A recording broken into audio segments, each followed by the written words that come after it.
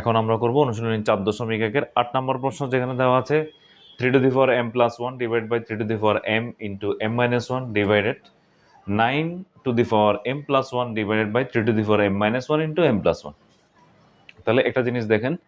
এখানে হচ্ছে 3 to the power m plus 1 divided 3 to the power m into m minus 1 divided 9 আছে, এখানে এখানে 3 আছে। তাহলে সব জায়গায় রাশিগুলো সেম আছে, তাহলে সেক্ষেত্রে আমরা সূচক প্রয়োগ করতে পারি। সূচকের যে সূত্রগুলো আছে আমরা এখানে প্রয়োগ করব। প্রথমে আমরা যে কাজটা করব সেটা হচ্ছে, যেহেতু আমাদের এখানে আছে 3 to the power m plus 1 লিখলাম, আর এখানে আছে 3 টু দি পাওয়ার, এই m দ্বারা গুণ করলে m square minus m divided, এখানে 9 আছে, 9টাকে যদি আমরা এভাবে লিখি 3 square whole to the power m plus 1, আর এটাকে যদি এভাবে লেখা যায় 3 into m minus 1 into m plus 1 লেখা যায়। তাহলে আমরা এখানে পাচ্ছি 3 to the power m plus 1 3 to the power m square minus m divided, এখানে পাচ্ছি 3 টু দি পাওয়ার 2 দ্বারা এটাকে গুণ করলে 2m প্লাস 2, আর এখানে হচ্ছে m plus 1 into m plus 1 into m minus 1 হচ্ছে a square minus b square সূত্র, a plus b into a minus b, তার মানে হচ্ছে আমাদের 3m স্কোয়ার মাইনাস 1 স্কোয়ার, তার মানে হচ্ছে 1। এখন আমরা কি করব, যেহেতু এই রাশির সাথে ভাগাকার আছে, তাহলে এই পাওয়ার থেকে এই পাওয়ার বাদ যাবে, তাহলে 3 টু দি পাওয়ার আমরা লিখব m প্লাস 1 মাইনাস দিব, মাইনাস দিলে m স্কোয়ার হবে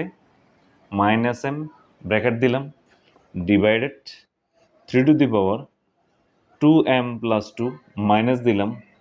m স্কোয়ার মাইনাস 1, যেহেতু এই রাশির সাথে ভাগাকার আছে, সেম রাশি, এটাও 3 এটাও 3, ভাগাকার আছে, এর জন্য উপরের পাওয়ার থেকে নিচের পাওয়ারটা বিয়োগ হলো। তাহলে আমরা এখানে পাচ্ছি ইকুয়াল টু, দেখেন 3 to the power m plus 1 minus দিলে minus m square, minus a plus m divided 3 to the power 2m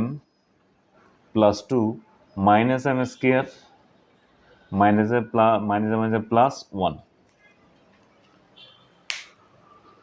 একটু উপরে যাচ্ছি,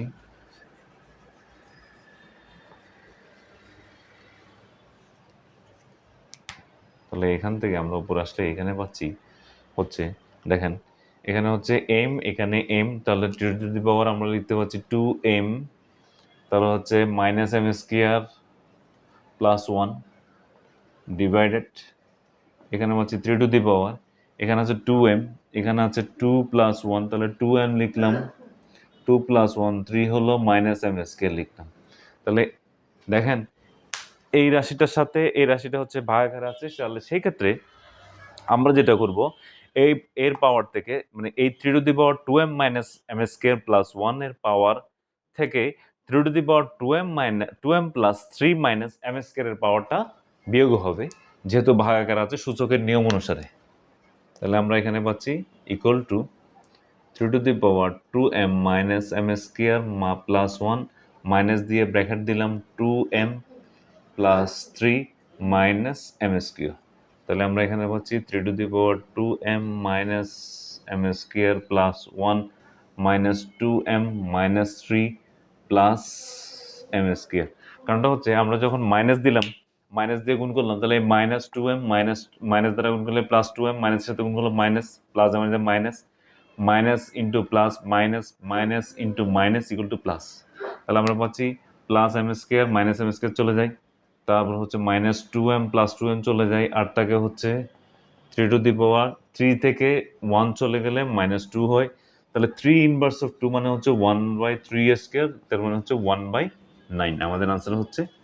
1/9।